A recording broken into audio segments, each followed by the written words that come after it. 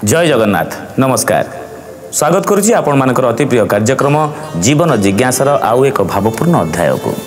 मन भितर आज जिज्ञासा पुणी थे महावीर हनुमान को लेकिन अनेक समय मो भली आपण माने मध्य निज घर उपरे हनुमानकर पताका को स्थापन करिथिबे तेबे केउ कोण रे स्थापन करा जिबा उचित जहा फल रे हनुमानकर अशेष कृपा आमे लाभ करिबा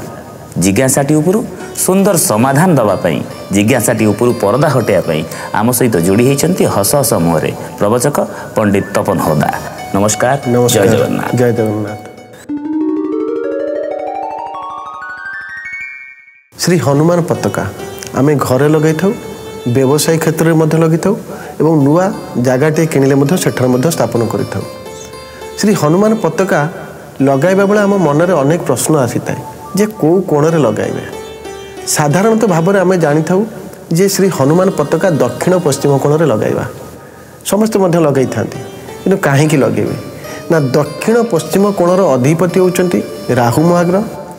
एवं दक्षिण पश्चिम कोण हूँ पृथ्वी तत्व बा माटीर तत्व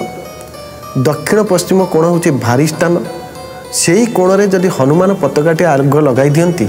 तेबे घरे जदि वास्तुर कौन प्रभाव थाए ता दूर हो जाए। ये प्रथम कथा मन में आउ गोटे प्रश्न आसो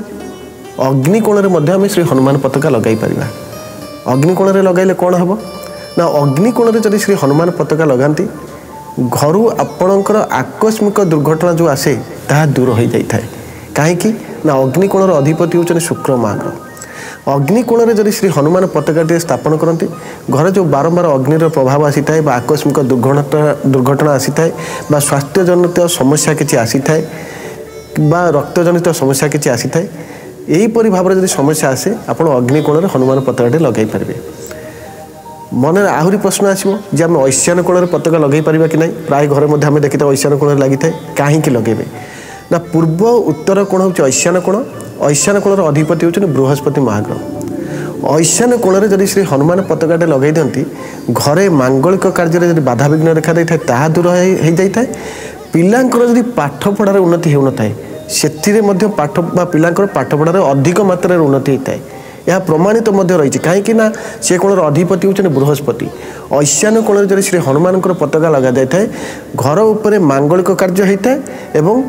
अधारे अटकी घर मध्य समाधान होता है पिलार मध्य मंगल होता है आउ गोटे कोण रहा कौन ना वायव कोण उत्तर पश्चिम कोण कहले वायव कोण जो कोणर अधिपति होचने चंद्र महाग्रह चंद्र होचने शीतल कारक ग्रह मन कारक ग्रह एवं मातृकारक ग्रह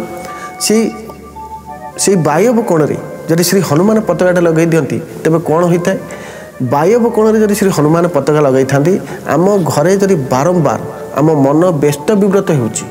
प्रति कार्य बाधा अधारे अटकुची प्रति कार्य बारंबार बाधा विघ्न देखा देउची वायव कोण में जब श्री हनुमान पताका लगाती तेबे अधिक मात्रा शुभ फल प्रदान करता है आउ गोटे कथा कौन ना वायव कोण में लगाइले आमर मन स्थिर होता है कहीं से कोणर अधिपति होचने चंद्र एवं माँ को जब स्वास्थ्य पीड़ा देखा देता है वायव कोण में जब हनुमान पताका लगाती माँ को देहटी आपे आपे भल हो जाए तेणुक हनुमान पताका आपड़ चारि कोण में लगे पारे आपणकर आवश्यक अनुसार।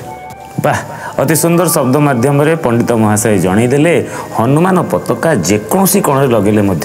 मनीष बा मानव समाज को सब कल्याण ही प्रदान करें जीवन जिज्ञासा कार्यक्रम एमती किसी सुंदर जिज्ञासामूलक प्रश्न तार अति सुंदर समाधान सहित पुणी थे देखा